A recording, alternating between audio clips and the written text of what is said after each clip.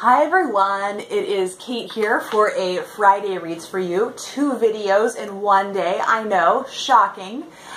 So I had just such a splendid time making my Victober top 10 videos. So today, was Dami Son, and it's just so fun seeing, the people that have read it and love it, and then people who have been considering it and maybe seem more likely to read it after watching somebody talk very passionately about it. So yes, just so much fun chatting with you guys in the comments about that, and I look forward to all of the Victober videos that are, that I have coming out in the future. Earlier today, I had so much fun watching Mel at Mel's Bookland Adventures Friday Reads. It was kind of a chatty video, and it just made it so fun and casual. I'm not sure how long I'll be able to talk because I do have a cold. I have water handy, so hopefully that will help me to get through this. But I am just very, very excited about all of the Victober reading I'm doing, so I thought, you know what, I want to do a Friday Reads. And these, most of these I think I will finish by Monday because I have a couple buddy reads lined up for Monday, and I will be just continuing to move on in my reading. So I wanted to talk about these while I'm still reading them. And the first is Uncle Silas by J. Sheridan Le Fanu. This was one that was not actually on my TBR, but I had 2 DNFs at the beginning of the week. Not the best start to Victober. So I thought, you know what, I have time to squeeze this in. And this is basically a Victorian horror novel. So it is not a happy read in the least. It is very cold, it's lonely, it's isolated feeling, it's doing its job. It's definitely doing its job, but it's intense. And it is about our protagonist Maud, and there's just very mysterious things that are happening. And I can basically tell you about the plot up to where I am now because it's, the major synopsis that's on every synopsis of Uncle Silas. There's this girl who's grown up with her father, and she likes her father, but they have kind of an unconventional relationship. He's just an unconventional man. And so she does like her father. And then throughout her childhood, as she's growing up, she's heard bits and pieces about this mysterious Uncle Silas of hers. And she doesn't know much about him. But then eventually, as she gets older, her father passes away. And in his will, he says that Uncle Silas, until she comes of age, is to be her guardian. So then after this, she then hears from family members more stories about Uncle Silas, and some things that just make it sound really ominous. And also, it's just, she just doesn't know much about him. So she's traveling to live in this place that with a man she's never interacted with once in her life. And yes, so like I said, just very lonely and isolated feeling. So I definitely wouldn't want to binge it in one day. I could see if this was a movie, you get through it a lot quicker. And so I think for horror, lonely and isolated is kind of the goal, to make you feel more vulnerable. But for this book, I can't just binge the book because, like I said, it's just not happy, but it's very good. The writing is excellent. There are some really beautiful passages, like most Victorian novels. And in addition to that, it's just very mysterious and ominous feeling. So I think that's all you'll hear me give about the plot of Uncle Silas that far in. And but I do look forward to telling you, what I did think over all of it without giving any details away. So yeah, enjoying it, and I do want to continue on with it, and I'm glad that I read it since it is like a horror classic. And I think that's neat, especially for the Victorian era, because most of them are more suspense. So yes, then on to the other books that I am reading, and one that I can tell is a new favorite. I finally got around to Dr. Thorne by Anthony Trollope. I did have a different copy of this I got at a different used bookstore, and it was such a cute little hardback. I don't have it handy, otherwise I would show it to you. But I didn't even think about the font size. So then once it came down to me actually reading it, it hurt my eyes. And I'm not someone who's ever needed corrective lenses, ever. I have no, trouble with my eyesight, and it hurt my eyes. So I was like, okay, this is just too small. So for most of the week, I had been reading it on my e-reader, but then I went to a used bookstore a couple days ago, and then I found this copy, and it's also very floppy. So I'm very happy with that. It stays open really well. I have my bookmark there. So, and I am almost done with that, done with this. I have, I'm on page 472, and it's just a little over 600 pages. I feel really bad because Marissa from Blatantly Bookish has a much busier schedule than I do, and we're buddy reading this, and it's like I can't stop myself from reading. We were going to try for around 7 chapters a day, which before I said I wanted to read this in a week, and then I didn't think about how long this book was, and then so that means around 7 chapters a day. That's around 90 pages a day. So I've had a very free week because Peter was at my parents', so I had tons of reading time. So that's why the only reason I've been able to keep up with the proposed schedule. So I am sorry, Marissa, that I keep raising ahead, but I can't put this down. It's so good. And it's so much fun too because there was Amazon miniseries that Julian Fellows directed, and it came out a couple years ago. And there's a really good soundtrack. So I've actually been listening to the soundtrack while reading this, and I cannot wait to reward myself with a miniseries because I hear such good things. So yes, this is the third in the Barchester Chronicles, and it's so good, and by far my favorite. The Warden I knew I wasn't going to love because it's not very plot heavy, but then Barchester Towers I liked. I think I gave it 3 stars, but this I'm just in love with. This is easily going to be a 5-star book. There are a little bit of political passages, and so I definitely skim through those. Don't read those as closely, but I've just given myself that permission to do that with Victorian novels, and that way I enjoy them much, much more. But Dr. Thorne is about Frank Gresham, and he falls in love with Mary Thorne, who is Dr. Thorne's niece. And people are not really sure what Mary Thorne's background is, where she comes from, what her lineage is. And so also, she's not terribly wealthy, and so Frank's family is not really keen on this match. So it's just so much drama with that, and I love it. So it's really nice to have this alongside Uncle Silas because this is very emotionally engaging, but as Trollope is, it's just very, very witty.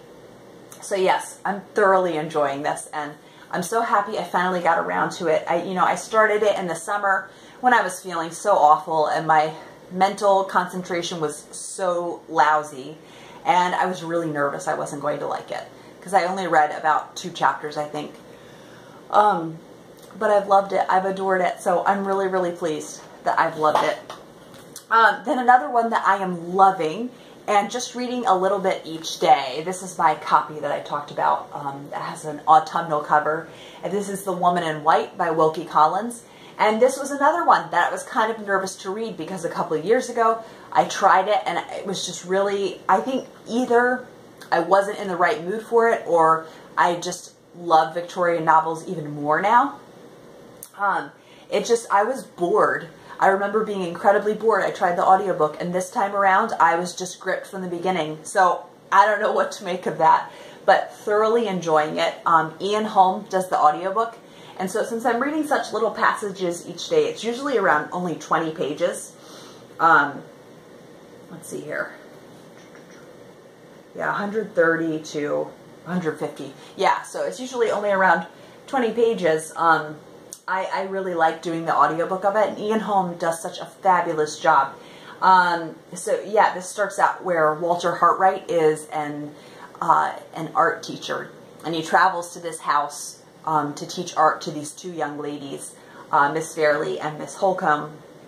And on the way there, he meets this mysterious woman in white who just appears out of nowhere, and she's just being very mysterious, and she's on edge, like she's running from someone or running to someone. You're not really sure. And so then, that's really sets off a big turn of events. And it's just this crazy, crazy time in Walter Hartwright's life. But I'm thoroughly, thoroughly enjoying this. It's just really, it's fun because it's definitely suspenseful like Uncle Silas is, but it's emotionally engaging. So I'm finding that really great. I really am liking the two sisters' relationships in this, Laura and Marion, and just really enjoying this. So yes, another one that's a win. The next one that I am reading and that has been a lovely surprise is Far From the Madding Crowd by Thomas Hardy. So I just realized thinking about it, Dr. Thorne, The Woman in White, and this, I all put on the TBR kind of in good faith that I would enjoy them. But I know the character of Bathsheba in the movie really frustrated me, and, you know, the other reasons I wasn't sure if I would enjoy the other ones. But I'm just really thrilled that I'm so thoroughly enjoying all of these. And Thomas Hardy, this is a really nice one to read alongside those. It just feels very different. His are pastoral novels. They're very rustic and romantic, and lots of just amazingly beautiful descriptions of the rural countryside and farming. And he can make something like someone baking a cake just sound so sublime and beautiful. And I love his writing. So, and there's such emotional, I'm so emotionally captivated by his novels. So I think I've been, excuse me, kind of scared of them because I know they are fairly tragic. So both The Woodlanders and this are two of his like less, ones with less emotional upheaval in them.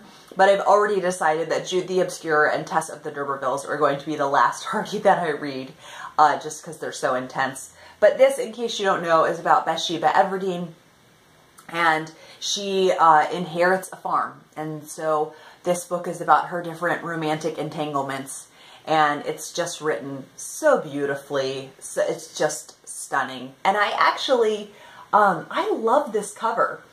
I know it's, I don't know, it's kind of unconventional because it's a photograph for one, but I love it. But I will say, this Penguin Classics edition is missing a chapter. And if you have read this or seen the movie, the chapter is the All Souls Church, All Saints Church, which is a really important chapter. And had I not seen the movie, I would have been very confused. But thankfully, also, I'm listening to the audiobook mostly. I have this handy, and I'm underlining and annotating a ton because it's so beautiful. So I was able to still hear that chapter, but I can't believe a Penguin Classic is missing a chapter. So yes, the audiobook narrator is great. It's John Lee, and last October I listened to his version of Lorna Doone, and so it's fun to kind of revisit that narrator. I just think he does a splendid job. And also another thing I think about Thomas Hardy that can make him feel more approachable is the length of his are less. This one is around 350 pages, so this, even for a modern novel, much less a Victorian novel, is fairly brief. And I think most of his are, you know, not nearly as long as like a Dickens or like Wilkie Collins' The Woman in White. So yes, really, really enjoying this, and I'll be very, very sad when it's done. And I definitely want to get to like a lot more Thomas Hardy in the near future. And I think I like it more than The Woodlanders, which I really liked The Woodlanders, so that's exciting.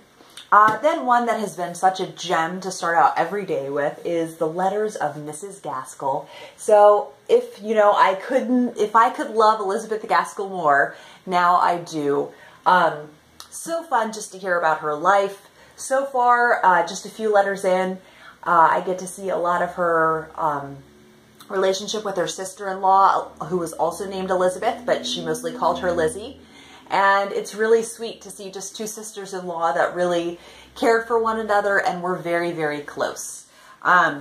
So yeah, just really neat, just different everyday observations about her life, getting to know more about her and other people that were a part of her life, including, she writes there were two authors that were married, William and Mary Howitt.